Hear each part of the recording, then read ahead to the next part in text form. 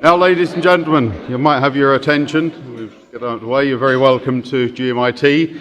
I'm Martin Taggart from Department of Building and Civil Engineering. Shortly, Dr. Michael Hannon will officially welcome you and open the conference. But just before we do that, I've a few little bits housekeeping issues. So I hope you're all parked well. We have a few bits just to run through. So first of all, on emergency procedures, there's no fire drill expected today, so any fire drill should be treated as a real event. We'll be using two rooms, principally this room, room 1000, and also room 994, which is immediately behind us for the breakout sessions. So this room, we've two fire exits at the rear, two at the front. And in 994, we've two at the rear and one at the front. Assembly point is point F, which is near the Garda barracks on the main roundabout, that direction when you get out. Car parking with special dispensation today, so lots of good things you could be doing, which are on posters around the place. So clamping, taking a very easy, laissez-faire approach today. So unless you're on double yellow lines or blocking fire exits, you'll be fairly safe today. But you might have a look at the posters around. Social media, we're on Construct GMIT if you want to use Twitter. And I know some of you are very interested in CPD cert, so we're fully accredited for the conference for all the major professional bodies. We have Noel Crane, it's Noel sitting up there waving to you with a clipboard. Noel will pass the clipboard around. If you want a formal paper CPD cert, please just fill in the form on the clipboard as it goes round. Indicate your professional body. Those will be waiting for you after lunch just outside room 1000 here.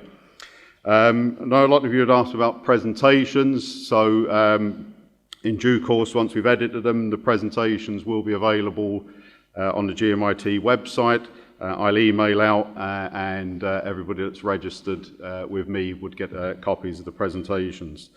We have a great competition as well to win an iPad, which is on the TopCon stand, where they're showing the drones and the surveying instruments, so you're all encouraged to enter that. Being such a great prize, you have to answer a very, very hard question, and as you might imagine, terms and conditions apply, but they're written on the entry forms.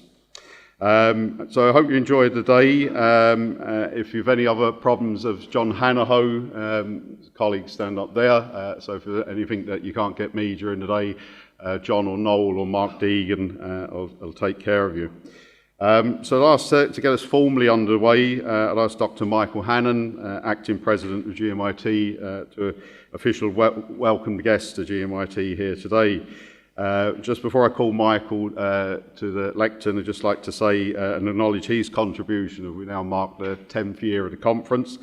He's been a great supporter of the conference, and he's helped me and helped the conference in any way that I've asked him to do over the 10 years. So thank you, Michael.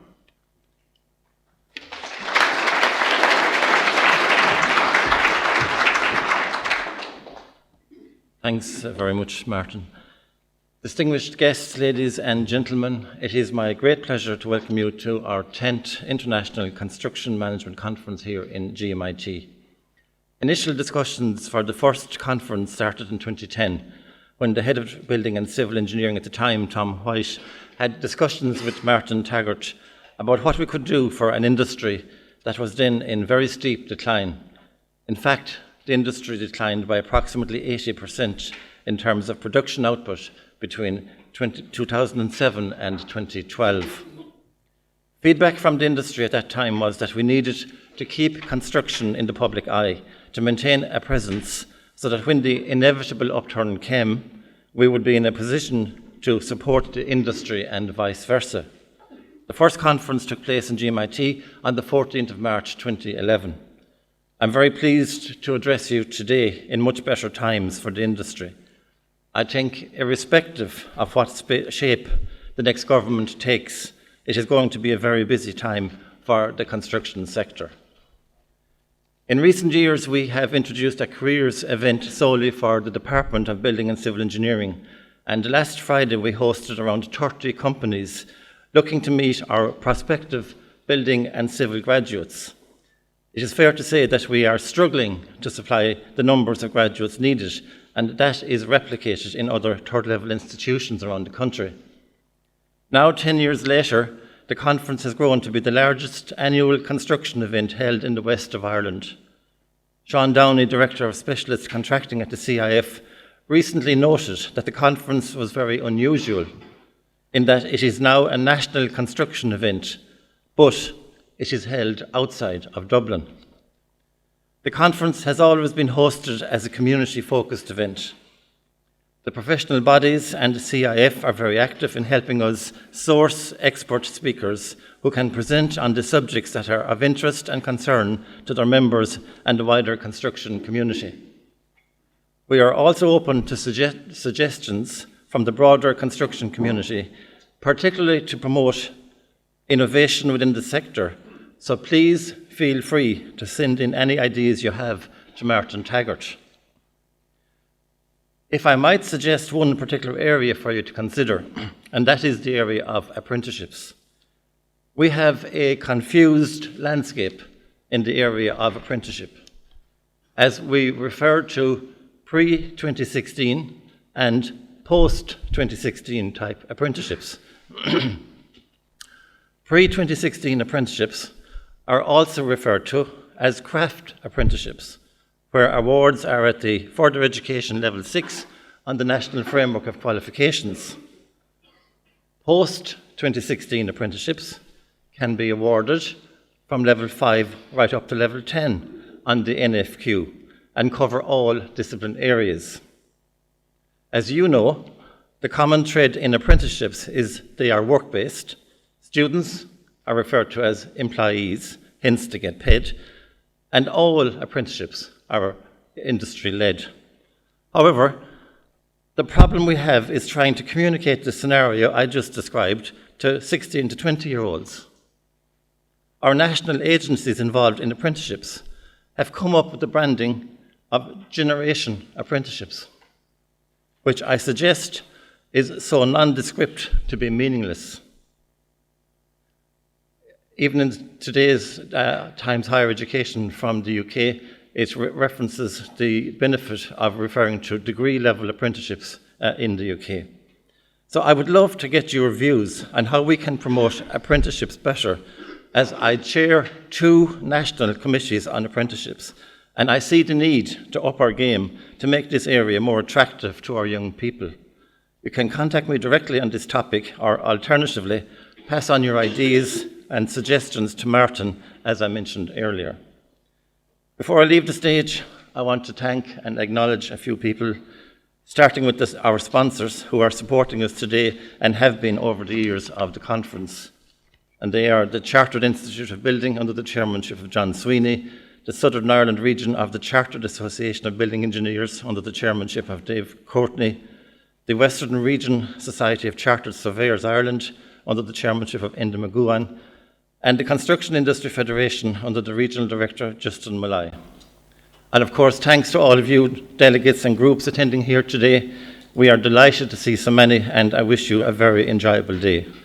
I want to particularly acknowledge Dr. Orla Flynn, our incoming president, and thanks Orla for taking the time to attend ahead of officially taking up your new role. And finally, I want to thank Dr. Martin Taggart, who has been the constant ingredient leading to the success of this conference over the past 10 years. And I'd like a special round for Martin. Thank you very much, Martin.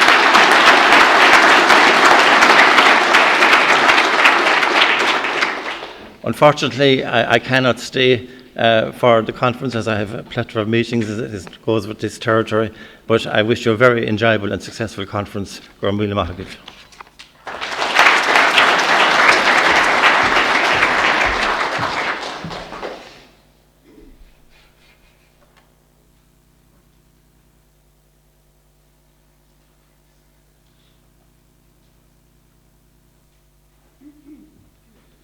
Yeah, thank you, Michael. Our first speaker today is Jonah Guild. John is Director of Buildings and Places at ACOM Ireland. As the conference regulars amongst you will know, John is our anchor speaker, providing a detailed and informative overview of the construction industry and its prospects. John was in fact our very first speaker at the first ever conference, was held in March 2011. The other day I reviewed a video of that presentation. So it's younger looking, you're getting John each year. We wanted to know then at the outset of the video what had happened to our industry at the time, how bad things would get and when the upturn would start. As Michael has said there, we're now in much better times for our industry, but safe to say we still face many problems and challenges. So I'll ask John now to give his view on our present situation and our prospects. Thank you.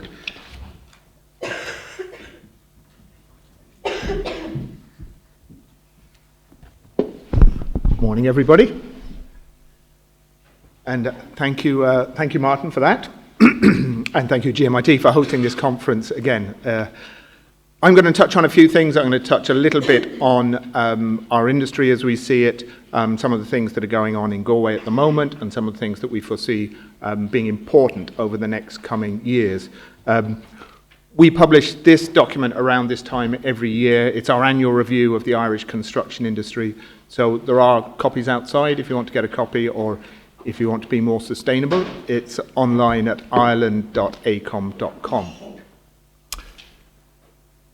So when Martin reminded me that it was 10 years since the start of this conference, I did ask him if he had any photos of the original one, and he managed to dig out this one. I think everybody except one is here again today, and I was hoping it would actually be a bit more embarrassing than this, but you're all still looking good, I have to say. And I also had a look at our annual review for the year. We've been publishing the annual review for 30-odd years. So in 2011, we had on the cover of it that fantastic piece of infrastructure, Dublin Airport Terminal 2. We were the QSs on it, so that was all very positive. But as Martin said, on the inner pages, the story was not so positive. It was, as you say, challenging times. The picture looks bleak. How bad will it get? And Martin, whose filing system is better than mine, also dug out one of my slides from 2011, and this is what one of the slides was like. So that just shows what Michael was saying about the change in the industry, how it went from peak output of around 35 plus billion, fell down to under 10 billion in 2011. So somebody reminded me what I was said to people at the time, to the students at the time, is don't worry, by the time you come out of college in 4 years' time, it'll all be fantastic again. And I'm not sure how confident I was at the time, but things were picking up as time went on. So this is the same graph for the last 10 years, the 10 years of this conference, from 2011 up to now, 2020. So you can see how 2011, 2012, we were kind of bumping along the bottom, but then from 2013 onwards, we have had 7 years of consistent growth, year-on-year growth in construction output. That's what this slide is showing. So yes, absolutely, a very positive time for the industry at the moment. I want to talk a little bit about some of the things that are going on in Galway at the moment, not just things that are under construction, but some of the things that are in planning, because there is a huge amount out there which all the students in this room over the years to come will hopefully contribute to delivering.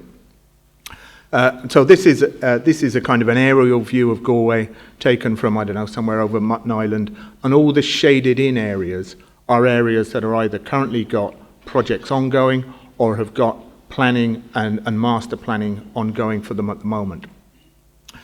And I suppose the most significant piece of major infrastructure in Galway at the moment, or being considered in Galway at the moment, is the Galway City Ring Road, which is in its oral hearings at the moment. And that obviously will be transformational and will be key to the types of developments we're talking about. So then moving on to the big projects that are on site. About this time last year when I spoke, The Crown site and Bonham were just kind of starting up, but now we have both of those in full flow. This is what the Crown site, which is just up the road, looked like 2 years ago, and this is what it'll look like in a couple of years' time when it's finished. And phase 1 of Bonham Quay is on site at the moment. So between those two developments alone, when they're completed, there's 600,000 square feet of offices under development. And in Crown, there's also 288 apartments and a 175-bed hotel. So that's stuff that's on site at the moment. But the amount of projects that are in planning is huge. So Galway Harbour, the planned extension of Galway Harbour to free up the inner dock and allow better harbour facilities is again in the planning process. And then master planning inside the inner harbour, so the area around the harbour that we all see when we're driving past on the Dock Road, that area is undergoing a detailed master plan at the moment, and that would be bring about a significant amount of development. Kent Station, master planning is the order of the day at the moment. Kent Station underway. Nuns Island area, the area around the university and the cathedral, that's being master planned by NUI Galway and Galway City Council. Similarly, some of the other city council sites, the Dyke Road, which is again being master planned by the Land Development Agency and the City Council, and then Sandy Road, just a little bit further out, but still within a kilometre and a half of Eyre Square, another major site that's being planned. So a huge amount of things under consideration, under development at the moment. So very positive story. Growth, lots of projects coming down the line. When we look, as we do every year in our annual review, at the next couple of years ahead, we do forecasts. So we are forecasting continued growth in construction output. We're forecasting 10% growth in 2020, which will bring construction output to somewhere just over 25 billion. And the economic forecasts do continue, don't look that far ahead, but do continue to be positive for the next few years ahead. Viability and costs are very important for development. We look at tender prices, and we're forecasting tender price increases, an average tender price increase across the island of around 4.5%, 5% in Dublin, 3.5% regionally. So again, that's the kind of positive story looking forward, and this graph shows 2011 to 2020. But if you look at the last 20 years, it does show quite a different story. It shows, this goes from 2001 and the growth up to the peak in 2007, the very steep decline up to 2011, and then our consistent growth since then. So we do need to be very mindful that we are in a cyclical industry, and we are in a cyclical economy, and Ireland is an economy that is small and open and can be affected by international moves and domestic moves. So we do need to be mindful of that, and with the amount of stuff that's being planned in Galway, you have to kind of pause for a minute and say, well, look, there's a lot being planned there. And one thing that I think is really important and quite different to how we've had it before in Ireland is that there is this document, Project Ireland 2040, which is the government's planning framework for Ireland up until 2040. So there is a very clear, a very structured and a very strategic approach to planning over the next 20 years. So some of the headlines from that are 20% population growth. That's 1 million population growth up to 2040. 75% of that outside Dublin, so an increased regional focus, and a focus on cities, 50% of it being in the 5 cities of Galway, Limerick, Cork, Waterford and Dublin. So you say, okay, well that sounds good. 1 million sounds like an awful lot of people. How achievable is that? But if you actually look at the census from 1996 to 2016, we had 1 million growth in population in that period. And that growth occurred in a less structured and a less managed planning framework. So that growth probably is realistic. That plan is not just national, there are regional plans, so there's a Galway Metropolitan Area Strategic Plan and plans for the other key towns in the west and the northwest region. So what's planned for Galway? So what's planned for Galway is a 55% increase in population in that period. So in the 2016 census, population of Galway city was around 80,000, and what is planned is 124,000 by 2040. So that's a 55% increase. So again, looking at what happened from in the 20 years up to 2016, there was a 34% increase then. So there was a sizable increase then, not 55%. But this map shows the metropolitan area. So it is bigger than the city. So this is Galway Bay, and the city is kind of around here, and then Barna, Oranmore, Clare Galway, Moycullen. So that's the metropolitan area. So if you look at this population growth in the Galway metropolitan area, what does that mean year on year? So it means a population growth of around 1,800 per year. So you try and translate that into new households, that's perhaps 650 households, and therefore 650 new homes needed every year between now and 2040, given that we've got a bit of catching up to do. So again, how realistic is that?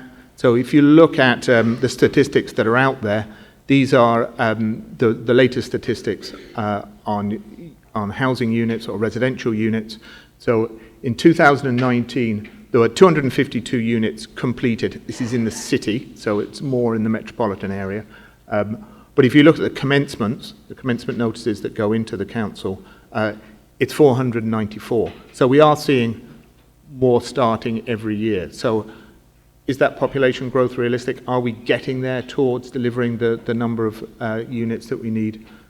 Probably not at the moment. Probably need to. There's such a backlog. There's a lot more needed. But it does give a certain degree of confidence in the plans for development and the number of schemes that are in planning at the moment.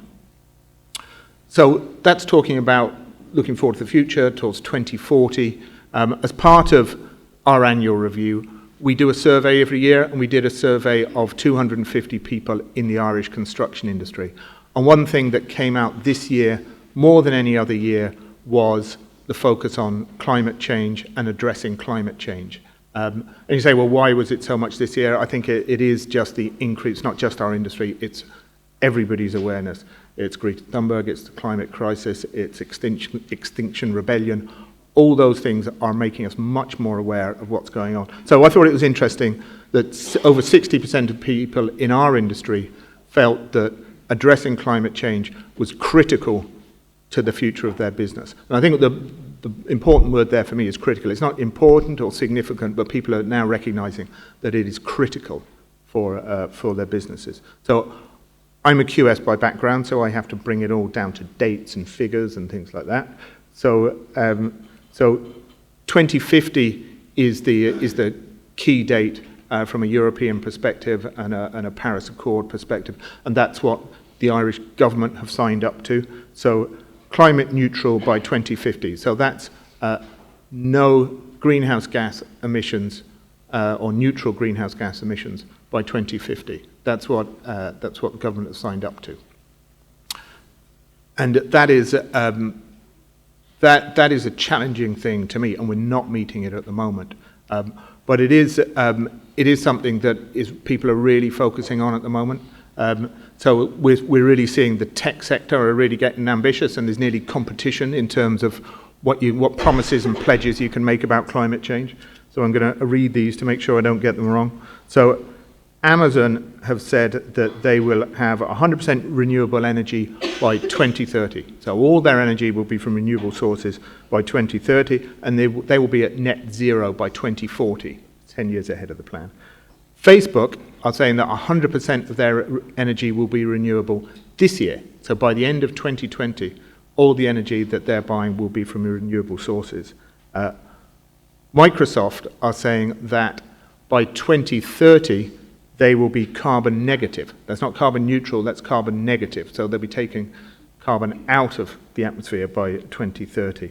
And that they're saying that by 2050, they will have balanced all the carbon that they've emitted since when they started. So they were founded in, 1970 or something. So all the carbon that's been generated and what they've done to date, they are planning to have paid back by 2050.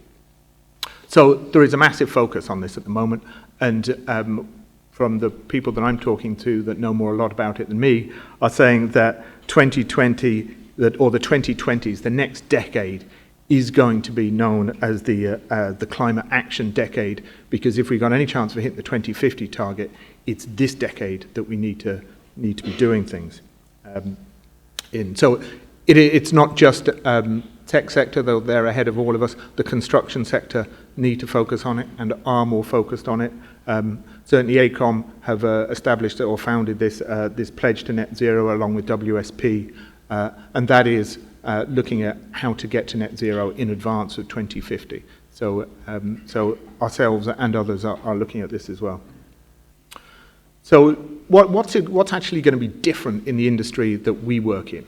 So there are 6 areas that I'm flagging here that are going to be different, very different when the students that are here today are out working in the industry and in 5 and 10 years' time. So certainly in terms of energy, renewable energy will be the norm, increasingly produced and stored where it's being consumed. Transport will be electric, it'll be shared, it'll be public transport, it'll be autonomous, some of it, and there'll be a lot more physical activity, walking, cycling, running. Water, both dealing with excess water, as we've seen over the last little while, and providing drinking water and clean water will be a critical decision. So every piece of infrastructure will have with the provision of water and its impact on water will be taken into account. When we're looking at building new buildings and building new infrastructure, we'll be assessing the carbon load of that building. That's not just the energy load that it'll be using in the future, but the energy that's used to build it. And we'll be hearing later about lean construction, and I'm sure it's very relevant to that too. Then, in terms of where building continues to go on, cities will be the focus. You can see that from Ireland 2040, but in order to have sustainable land use, in order to share resources, denser living is part of that. And finally, the thing that everything depends on is investor funds. Funding will be more focused, and you can see it with some of the funding institutes now coming out with much more climate-focused investment decisions. So things will be changing quite rapidly over the next number of years, I think. So that, just to conclude, that is a very quick canter from me through some of the things that are going on in the industry, some of the things that are going on in Galway, and some of the things that I think we're going to be thinking about a lot more in the years to come. I'm really looking forward to the rest of the conference today and looking forward to the next 10 years and beyond. Thank you, Mike.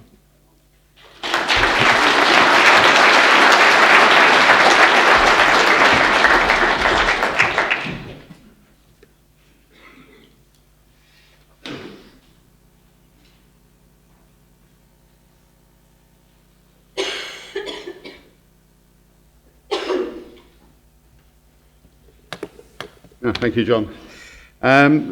Very pleased to welcome Jonah Guild as our second speaker. Joanna is President of the Society of Chartered Surveyors Ireland, and she's also a registered valuer and Director in the Valuation Advisory Department in Cushman and Wakefield, where she heads up the fund valuation team, working for clients such as Irish Life Investment Managers, Hibernian REIT and Hammerson. SCSI Western Branch came on board as our sponsors for our second conference in 2012 and have been great supporters of the conference ever since. So I'd just like to thank Joanna for travelling up from Dublin to be with us today, and also to the members, local SCSI members have supported us so well over the years. Today Joanna is going to take a kind of a holistic view on how we might produce better buildings.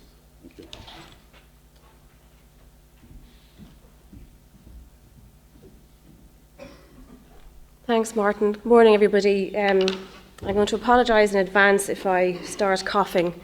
I unfortunately haven't been skiing in Northern Italy, nor have I been in China, but I have a cough that I haven't managed to shift since January, and it's really annoying at this stage. So if I do start coughing, just talk amongst yourselves for a while. I'll be fine. So, what is building better buildings? You can probably tell from the slides, there's an element of sustainability in here. But for me, it's not just about the environment and sustainability. It also touches on the wellness piece, and I'm really interested to see what Jane is going to be saying later in terms of the specifics of how that impacts on the construction sector. But it is clear, and John touched on it earlier, we are at a bit of a turning point, and every single one of us in this room is going to be affected. We need to reimagine and re-examine how we deal with residential buildings, commercial buildings, civic spaces, how we deal with buildings, streets, public areas. And certainly the pace of change is faster. It is a bit daunting, but it's also very exciting, and it certainly offers lots of opportunities for people who want to stand up and be counted and actually make a difference and do something different. It is incumbent on us all to think about what it means personally and professionally, and to try and come up with those solutions. And I'll admit that today I'm probably going to be asking more questions than I am providing answers, but I would encourage you to try and take a step up to the higher level sort of strategy view. A lot of us get very bedded down in the weeds in our day-to-day, and this is a really good opportunity for you to think about what it means for you and how you can actually make a difference. So very briefly about me, yes, I am the president of the Society of Chartered Surveyors, and my day job, I work in the valuation team in Cushman & Wakefield. And I suppose that's where my interest in better buildings has really been sparked. But what grew it was, when I took on the presidency in SCSI, one of the things I wanted to do was to meet different professional groups. So I've been working in property for nearly 25 years now, started very young. So I know quite a lot about property, but actually I know very little about construction. And I've learned so much over the last 6 months in terms of talking to building surveyors, quantity surveyors, mineral surveyors, geomatic surveyors. And it's amazing, having attended various meetings, how many common themes there are. We all think we're in our little silos and our little different groups, and it's amazing how many common themes there are. And also what's been amazing and really interesting for me is how passionate surveyors and people working in property and construction are about their jobs. I suspect if you talk to a group of accountants or lawyers, they wouldn't quite be as excited as we are about our jobs, and that's something we should be very proud of, and we need to be leaning on that and getting the most out of it. So I would challenge you, as I say today, to try and think bigger picture, think about what you can do better. So what does better mean? So better for me means better for everybody, basically. So I've broken it down to a few different sectors to try and cover the kind of details. Now, first piece is better for occupiers. Now, obviously, these examples are all pretty extreme. Yes, a good few of them are from Google. I'm not sure if you can really see, but this top slide here, top left, has a slide coming down. I don't know how any of us would really feel about having a slide in our office, but, you know, that's fine. But it's not just about the extreme slides and crazy golf, which, you know, most of us probably won't have in our offices. But it is about your actual environment, how you feel where you work. I appreciate some of you here are students, so you haven't necessarily been in a work environment, but for many people, GMIT is a work environment, so we need to think about that as well.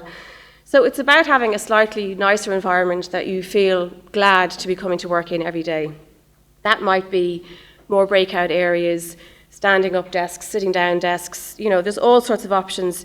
It comes down to things like bike facilities, shower facilities. Again, John touched on, you know, the modes of transport. There will be more people walking, cycling, you know, scootering to work. So we need to think about how we can make those places better for the occupiers.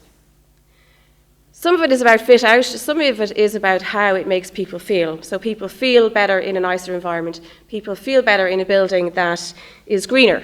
You know, people do actually care about the environment now. Not that we didn't care in the past, but we're just caring a little bit more now. And the increased awareness of the wellness piece is really important. All these pictures are from commercial buildings. It's not just commercial, it's obviously residential as well. So again, it's about being in a nicer environment in your home, whether you're renting or whether you're an owner-occupier. It's about the difference that makes to your bills in terms of the differences in terms of running costs from, say, a D-rated house to an A-rated house, etc. So better for occupiers very quickly leads on to better for business. And one of the things I would say is we start talking about sustainability and people go, oh yeah, grand, whatever, you know. And a lot of that is because people think you have to be a tree hugger to, you know, want to be into sustainability. But actually it's not, and I don't really care what motivates you, to be honest with you. If it's money, that's fine. We're all going to end up in a better situation if we all move towards this better buildings piece. So from a business perspective, which can be challenging because there are normally extra costs involved, one of the things we should be thinking about as employers is salaries and benefits typically account for around 90% of an organisation's operating costs. And so the productivity of our staff is really important. And retaining staff is really important. Attracting the best staff is really important. And that is becoming more of a thing now in terms of staff choosing which companies to work in, which buildings to work in, where are they located. It's becoming more of an issue. And if you think, any of you who are employers here, who've had to deal with retention and replacement and the cost and effort that goes into replacing staff, it would be much better to keep them in an environment that they like. There is some research. Now, I'm not an academic, and I know there's probably a lot of judgment put around research, and certainly we're a bit light on research at the moment in this area. But there is some research that suggests, it's undertaken by a firm called Stoke, who are a US real estate firm, and they have assessed that businesses who occupy a high-performance building can see an increase in profitability of $4,000 per annum per employee. They've also managed to equate that to a per square foot amount of $18.56 per square foot per annum. Now, you can pick holes in all sorts of research, and I'm sure there's research that will probably contradict that, but it is an interesting one, and I think it should make us think about the impact that the environment can have on our employees. Reduced OPEX, obviously, is another important piece from a business perspective. The same study have come up with figures that you can save between 20 to 30% on your, in a certified building in terms of cost saving for energy and water. And that sounds like quite a lot, but actually they're only relatively small amounts. Go back to the 90% is based around salaries. So in reality, you're talking about fairly small amounts, but still worth thinking about. So, better for the environment. So here we are finally. So as John said, we do have pretty strong targets. We've pretty much failed to meet our 2021s, and I suspect 2030 could be a challenge because we're now starting from a worse place. As a country, we are paying fines for having not met our targets, and buildings account for 40% of EU energy consumption. So we really need to start doing something pretty quickly about it. We have, like, the greener building piece makes sense to everybody if you think about it. But often we don't do what makes sense, like going to the dentist, often you don't do it until you really have to. So the government are forcing us in ways, so we have the NZEB requirement now in. They're likely to go further. We were talking to our sustainability guy in Cushman's, and in the UK the government have already introduced a change in the EPC BER cert level. So if you're putting a property on the market, it has to be at a certain EPC level, which is the equivalent of our BER. So you can't let it otherwise. So landlords are having to now spend the money on refurbishing, recommissioning, redoing facades, replacing windows, that kind of thing. So that is likely to come down the tracks sooner rather than later, and we need to start thinking about how we're going to deal with that. Better for landlords and owners. Now, this one is probably harder to quantify. Most people you would talk to would say, yes, well, a green building or a high-performance building should be worth more, but it's very difficult to try and actually quantify it, and as a valuer, I'm always looking for the evidence to prove it. Is there less letting risk? Well, there probably is. It would seem that certainly the bigger occupiers want better buildings, and therefore one would expect that you would have a lower void period. Green Street Advisors, who are a UK-based firm, have also done some research, caveated, small sample, etc., but their stats show that there is an indication of higher occupancy for certified buildings. So that is a motivating factor for landlords. You potentially are attracting better tenant covenants and possibly have improved rental values. Again, we can't really prove that yet. I'd love somebody to do some research on that because we need a little bit of evidence behind us to really give us a push on this market. The two pictures here on the right, if you can see them, are the Salesforce building in Dublin, And the one on the left is One Women Lane, which is a development by Hibernia. Now, I have been involved in valuing both of them, so full disclosure on that. But Salesforce, on the one on the right, they are actually paying, they were in negotiations, they agreed to pay rent on this new building, and then they actually said to the landlord, right, we want you to upgrade it to the latest LEED v4, and we will pay a higher rent per square foot. So they are actually proving that tenants will pay a higher rent per square foot. I was at an event recently where one of the head guys from LinkedIn also said LinkedIn will pay a higher rent per square foot. But again, it's only anecdotal, people chatting, it doesn't really help us to prove it. So the question of, do you have improved yields and investment values? Again, your instinct would say yes, you do, but it's very hard to prove it. Going back to Green Street, they do have findings of single-digit percentage sales premiums for green buildings. But again, it's a very small sample and very hard to prove. And I suppose if you talk to investors, and we would liaise quite a lot with people who are actually out in the market, they are definitely looking at this in a little bit more detail now. They are looking at the differences between, different levels of LEED and BER ratings. My sense is, to be honest with you, that it's probably leading to more of a brown discount rather than a green premium. So the green stuff tends to be at the higher end of the market, which is very tight anyway. The brown premium, we are looking at circumstances where you've got older buildings, and I decided not to put up a picture of an older building in case I might offend somebody, particularly my clients don't like to do that. But the issue is that people are looking, we've had situations where we've been valuing buildings where investors are looking to buy them, and they're older buildings, they have lower BERs, and they are specifically factoring in costs to refurbish and upgrade, and that can be facade works, window works, obviously work to the M&E, other internal works.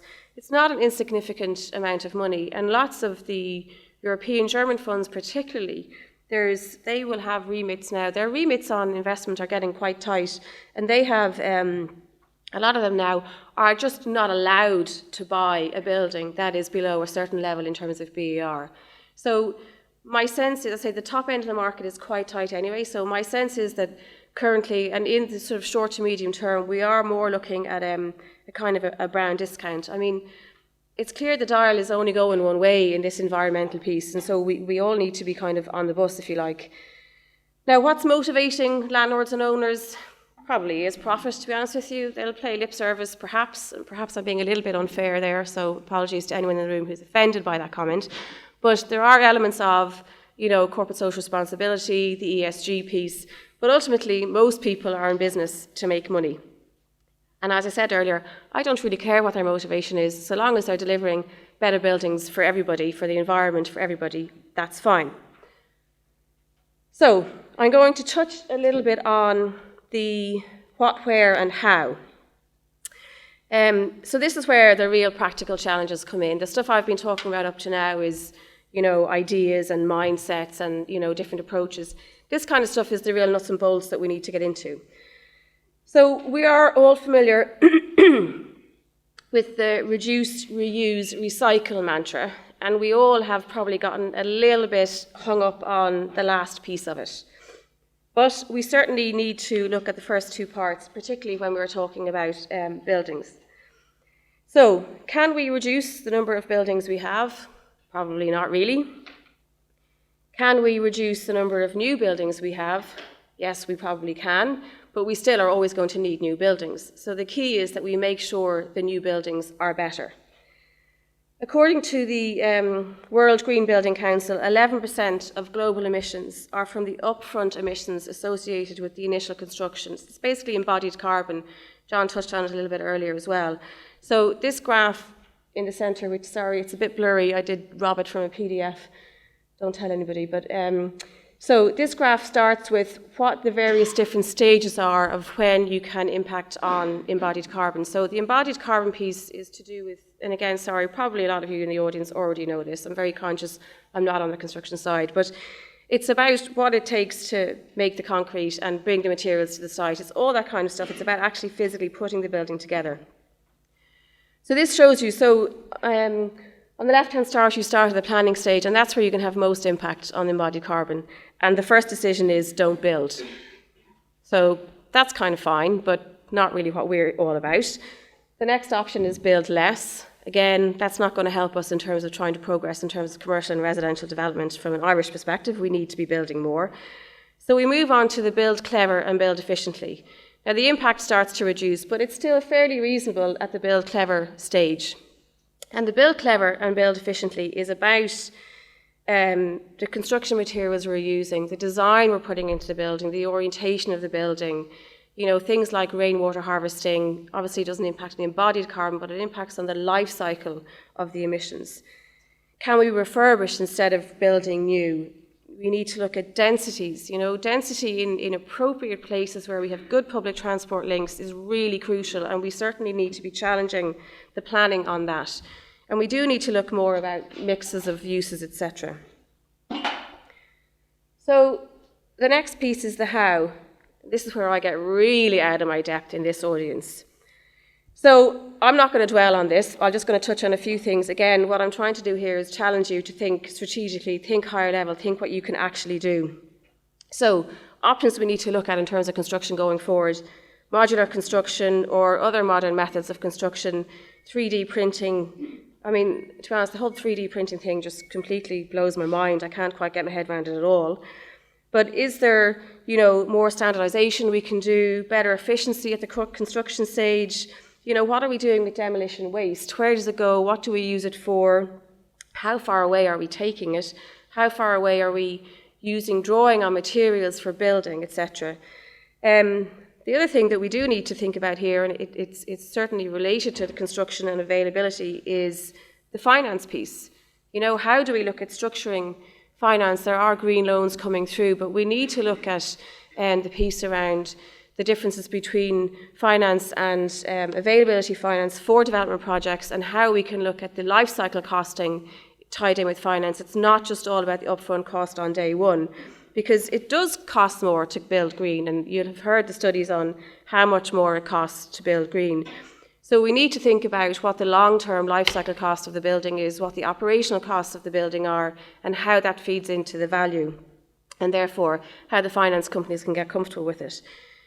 We also need to look at smart buildings. I'm going to touch on an example now in a moment on a smart building, but you know, we are the age of data. There is so much data out there. We just need to figure out what to do with it and how we harness it and how we best use it to look at more automation and control, etc., etc. So I'm going to touch on, just briefly, 2 case studies. First one is a residential one, and this is not a recent development. It was built in 2000. This was the UK's first large-scale eco-village, designed to be carbon neutral, as I say, back in the early 2000s. And it was the first construction project where a local authority sold land at below market value to facilitate a sustainable development and to make it economically viable. So it was a bit of a sort of a JV between the council. So 100 homes, some offices, some college facilities, lots of green technologies proved to be quite challenging to adopt. For example, they were looking at, so they do rainwater collection where they harvest the rain from the roofs and they use it to flush the toilets, etc. But they were looking at what they had called a living machine system of recycling wastewater to use. Now, it was installed, but it didn't meet the appropriate standards when they actually started trying to run it. So that didn't quite work.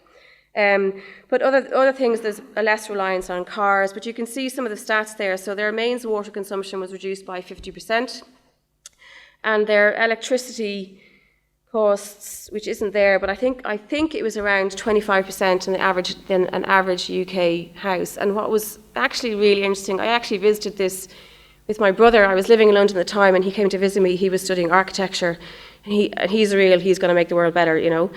Bless him. Anyway, we went down to look at this, and they had like a kind of show house that you could look at. And one of the things that I found really interesting is the electricity meter, which in most of our houses is hidden up somewhere really high, you can't see it, whatever, or it's outside. The electricity meter in these houses is in either the hall or the kitchen, and it's behind a glass pane.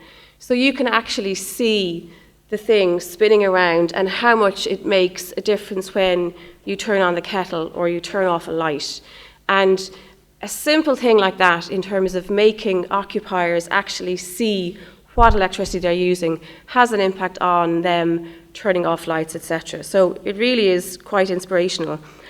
And again, as a valuer, what's really interesting for me is, because this is a slightly older project, we have good stats, but basically since it was constructed, the statistics are that the average sales prices in this scheme are between 5 and 10% above similar properties in the vicinity because of their green credentials. So that is certainly worth thinking about. The next example I'm going to give you is from the Netherlands, from Amsterdam. It's a commercial building. And this is really also, it's about sustainability and smart buildings. So this was built specifically for Deloitte, who are consolidating a number of employees, 40,000 square metres. It got outstanding BREEAM rating. So this is things like, again, those of you who are familiar with BREEAM and LEED will understand, but it's things about, the building is orientated based on the sun's path. They've got PV panels on the roof and the south facade. They've got smart lighting, which obviously comes on when you walk into a room. But beyond that, they have in every second light fitting, they have a sensor.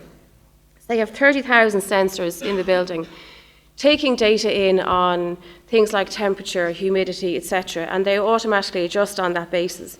But it also takes into account things like occupier use.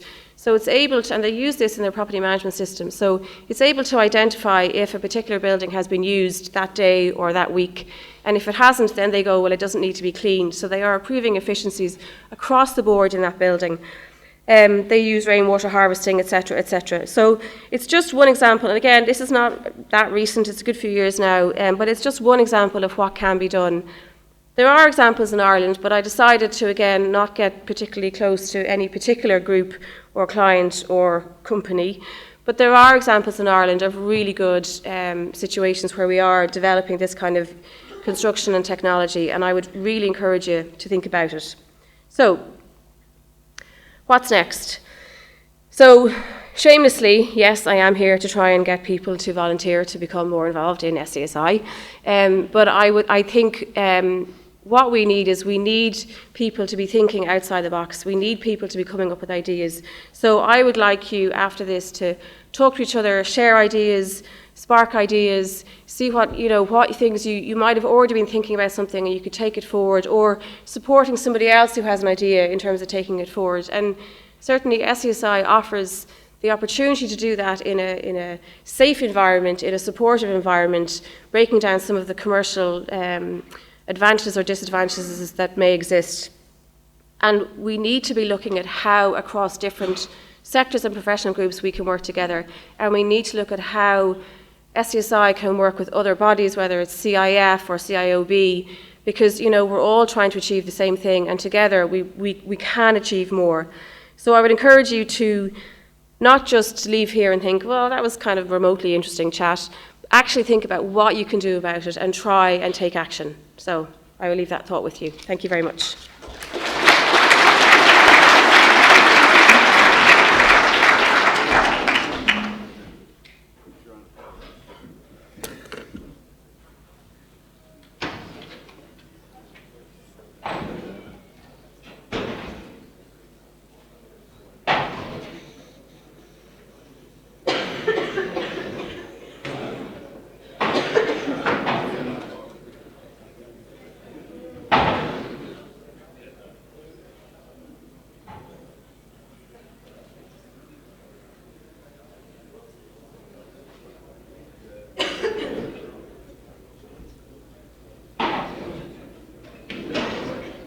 Now, there's just some lads seated, John. I just wonder if the lads over on the left, we just pause for a moment if you want to take seats. We're okay there? Good.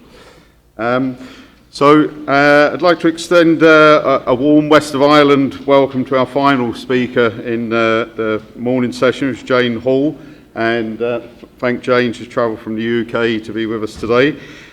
She's an experienced building surveyor with a demonstrated history of working in the construction industry. Jane worked as an architectural technician, before establishing her own architectural design and wayfinding consultancy. In 2003, she transferred her skills to building control and was promoted to building control and land charges manager at West Somerset Council. She's currently building control and planning enforcement manager at South Gloucestershire Council. The highlight of her career to date, I'm thinking in her own words as well, was her election to be the first woman president of the local authority Building Control in the UK, which is a national organisation for building control, a post she held until December 2016. She's now Vice President of the Chartered Association of Building Engineers and will take over the presidency in May 2020, so we wish her very well with that and every success.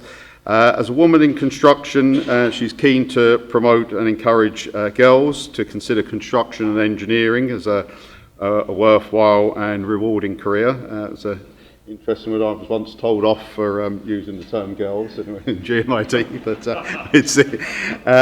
so today Jane's going to discuss well-being and mental health in the construction sector, which is an industry that's grown in great prominence in the Irish construction sector in recent years. See John Sweeney there, we've discussed the Colin, Justin Malloy of the CIF, and Joe Keogh from Cork IT.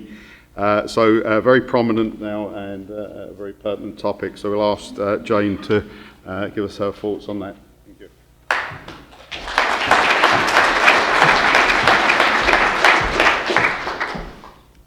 Thank you, Martin, and thank you to everybody.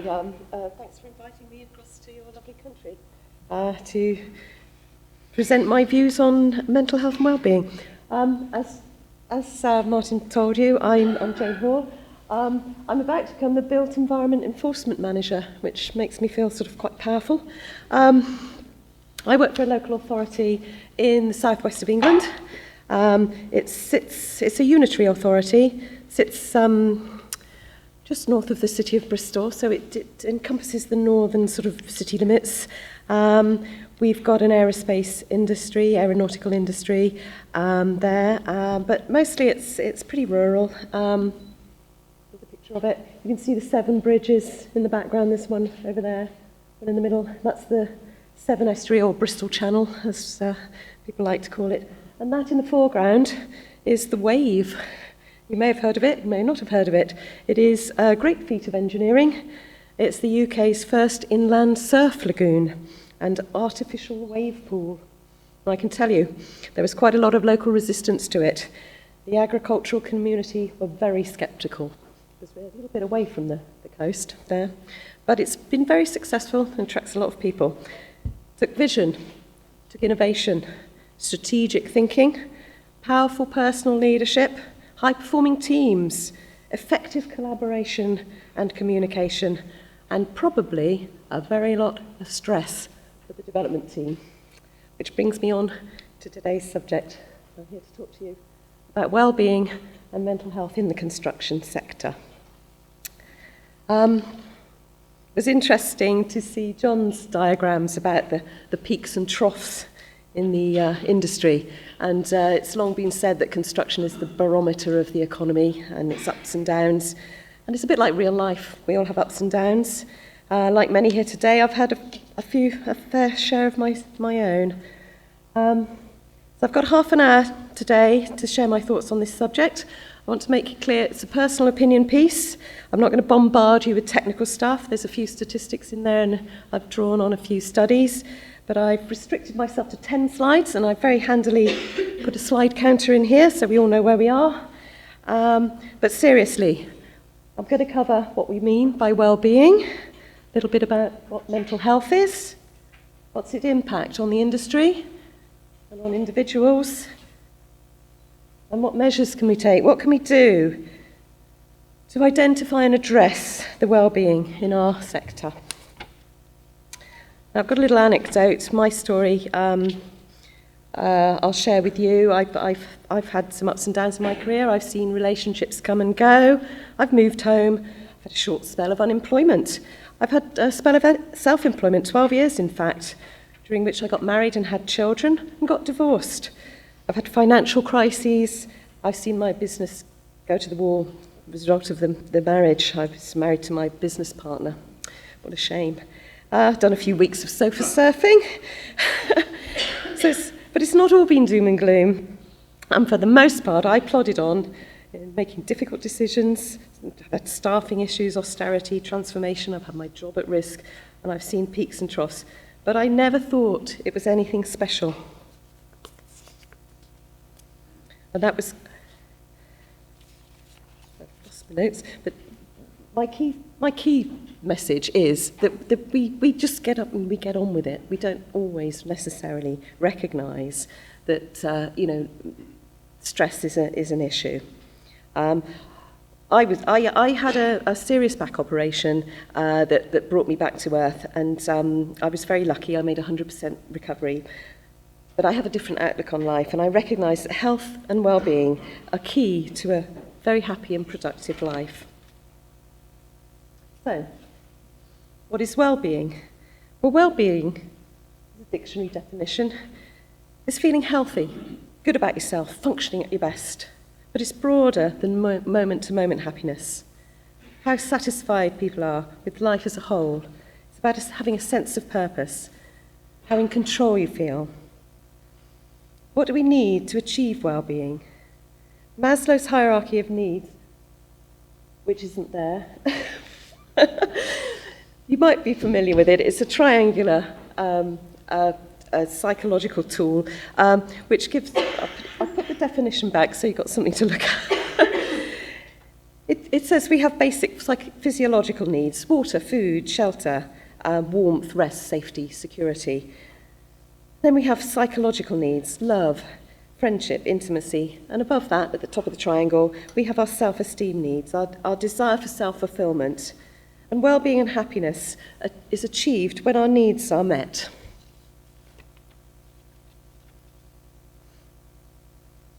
We live in a rich society. Theoretically, we have all of this.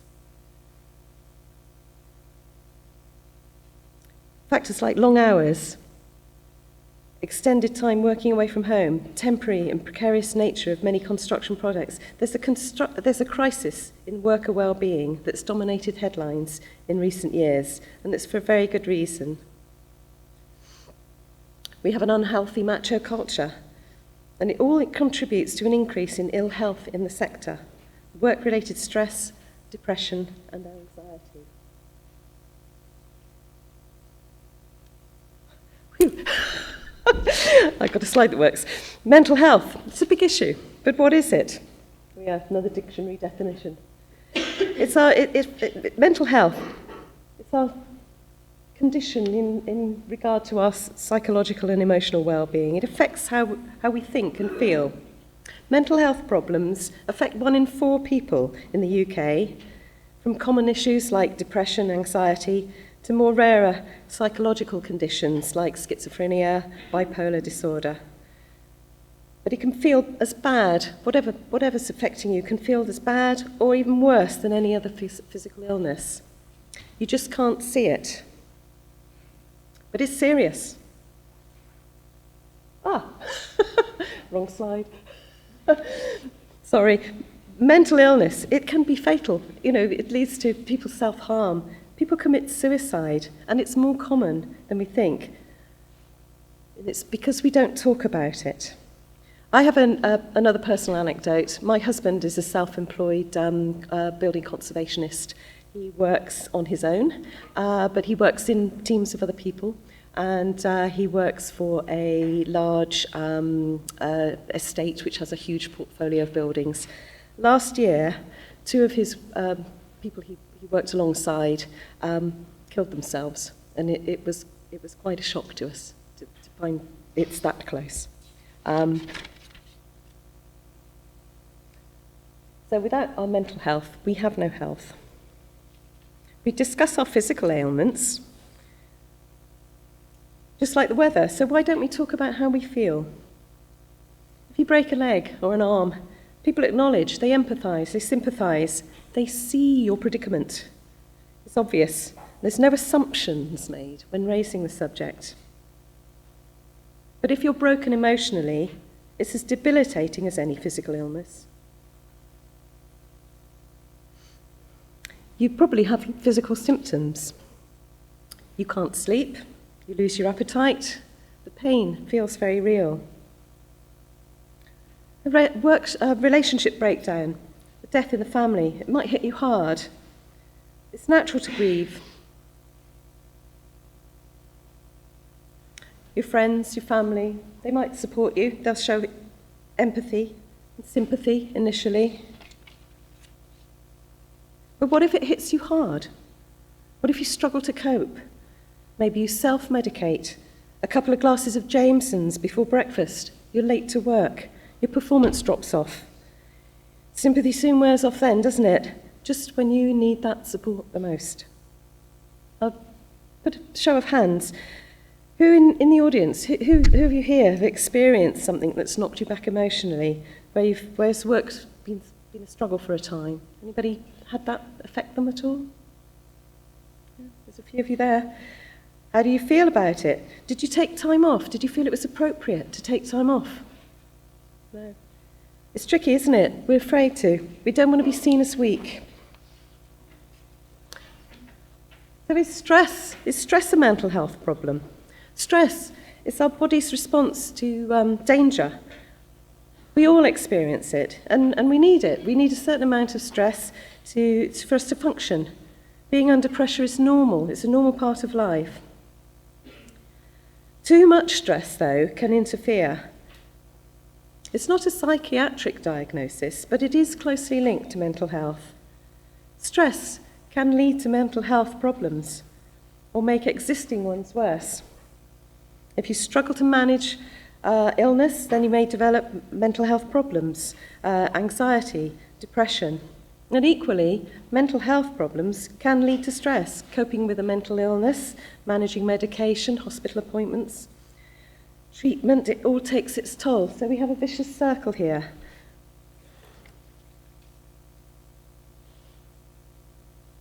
So what's the impact on industry? 20% of cases of ill health in the construction sector are due to work-related stress, depression and anxiety. That's according to the Health and Safety Executive figures. This leads to over 400,000 working days lost in industry each year. Skilled workers, they leave the industry permanently sometimes. New starters are discouraged. There's a toxic culture. They don't feel comfortable. They can't talk about how they're feeling. In 2016, suicide was 1.4 of all deaths worldwide, the 18th leading cause of death. In British Isles, an average of 12 men take their lives every day, and shockingly, the figure from the Office of National Statistics show that the suicide rate for labourers is 3 times higher than the male suicide rate for the whole of the UK. And the cost of mental illness to the industry, to the UK economy, not the industry, is £94 billion per year in 2015 and rising. So it represents over 4% of GDP. And in Ireland, that's 3.1%. And that's figures from the Chief Medical Office report. So the impact on individuals. Got physical signs of stress. You get tired, indigestion, headaches, changing your appetite, all of these things. Then you get your psychological signs of stress. Anxiety, tearfulness, slow moods, loss of motivation.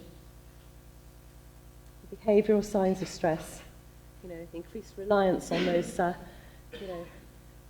things that are bad for you, smoking, drinking, withdrawal, aggression, lateness, recklessness. Recklessness is a serious issue. It's a safety issue. People are making, decisions on site. Being reckless, not a good idea. People may look to self-medicate. Construction workers, 15% have abused drugs and alcohol or prescription medicines. Some of these are the reasons. Men, a tough guy culture is particularly damaging to the well-being of the workforce.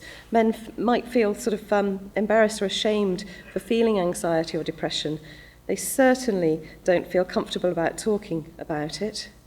And being unable to talk will prevent you from seeking professional guidance or even reaching out to someone about how they feel. And it stops poor mental health being recognised in society as a real and common issue. Everyone suffers from low mood and anxiety from time to time. There is no shame. And there are many triggers.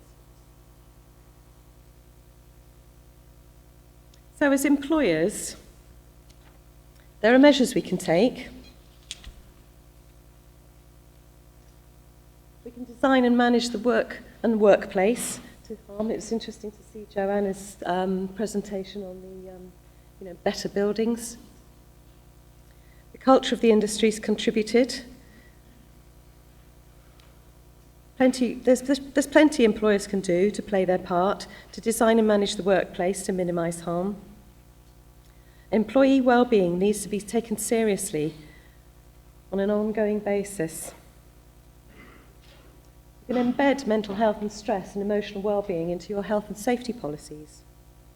It's vital that employees know their health and safety, both mental and physical, is a top priority, and communicating this, making sure policies are followed, shows the employee that the employer values them and their safety, and that in itself can contribute to a sense of well-being. Improve the physical environment for staff. Again, looking at the Edge, the pictures of the Edge in the Netherlands. Good lighting, it prevents mental health problems such as fatigue, eye strain, headaches, all of which increase stress levels. Rest areas, so designing a canteen or rest areas, use calming colour schemes. Consider the acoustics, protect the rest area from the site noise, for health and safety reasons and mental health reasons. A pleasant communal area where socialising and relaxation is encouraged during downtimes leads to a happy workforce and they're a productive workforce. Provide stress management training, and I forgot to put up here, counselling as well, offer counselling to your staff. Allow them to access that, make it easier, because it's not easy. Stress management training benefits both the individual and teams, and informed managers they're much more likely to be able to spot the signs of someone who's struggling. And support and encourage your staff to look after themselves and self-manage. Embed it into your culture, organisational culture. The measures we could take as managers. First and foremost, look after number one. If you're looking after yourself, you can look after others. Lead by example. Again, embed well-being into the work culture and role model your desired mindsets and behaviour. Don't tolerate bullying and other unacceptable behaviour. Recognise that time pressures, testosterone-fuelled attitudes, they can lead to hot-headed situations.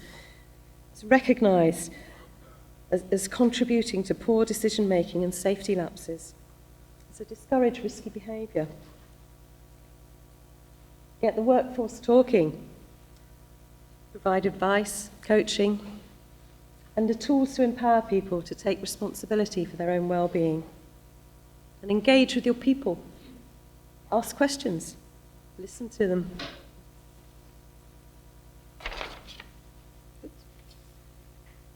We're nearly there. Number 8. There we are. Measures we can take as individuals. We look after ourselves. I've said that before. If we look after ourselves, we're better equipped to look after other people. Take time to check in. How do you feel mentally, physically? Look after your well-being. Eat well, exercise. Do you drink enough water? Do you eat a balanced diet? How are you sleeping? Do you feel rested? How is your thinking today? How do you feel? Are you having negative or harmful thoughts? Get moving. Physical and mental health are connected. Avoid overdoing it. And by that, I mean sort of too much coffee, caffeine, alcohol, Sugar, that's pretty bad for you as well. Too many quick fixes that actually increase stress in the long term. Make time for some fun. Do things you enjoy. Positive emotions build a barrier against stress.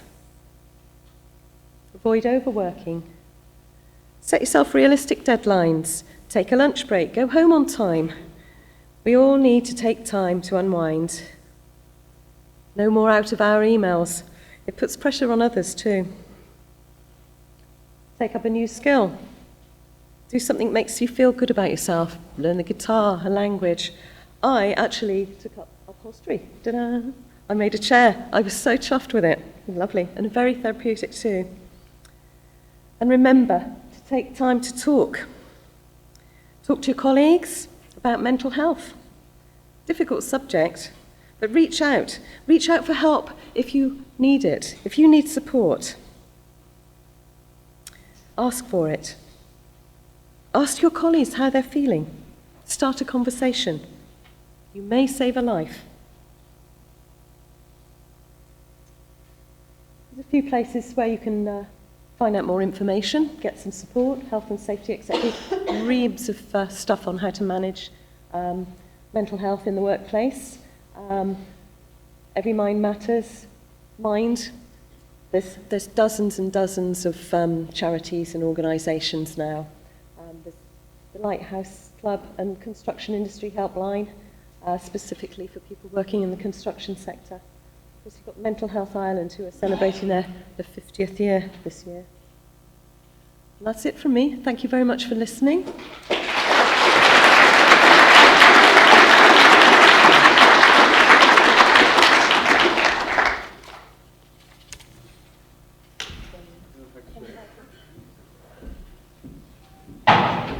We might take a few questions from the floor, if you can hear me. I'm quite excited because we've got these new microphones, so by stress relief, Pat Heffernan tells me I just throw them at the audience when you put your hands up. So you might have any questions for the panel.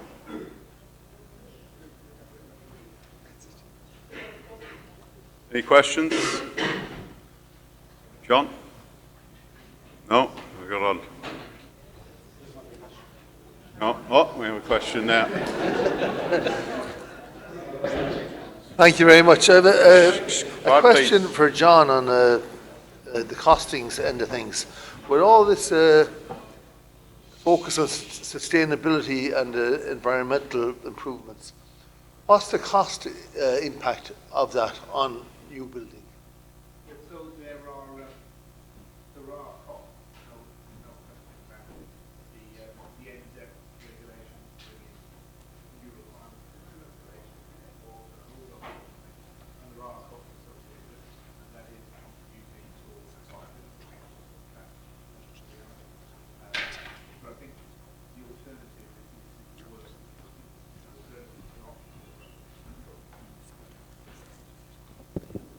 Sorry, the alternative.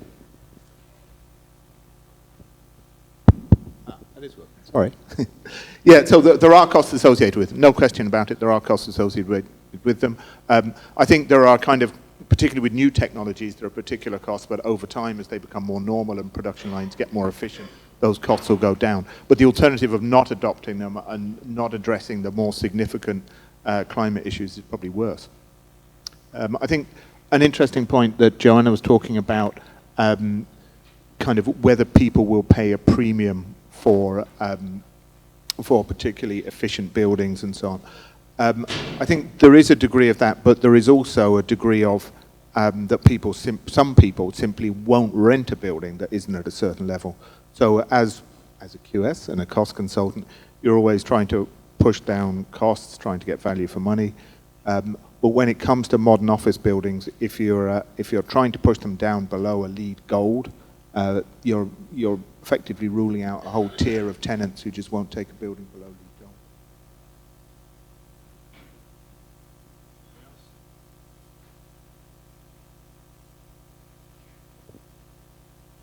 Okay, that's it. We'll stop for tea. After tea break, we'll have about 15 minutes back in this room with a breakout session on construction management aspects. Next door is sustainability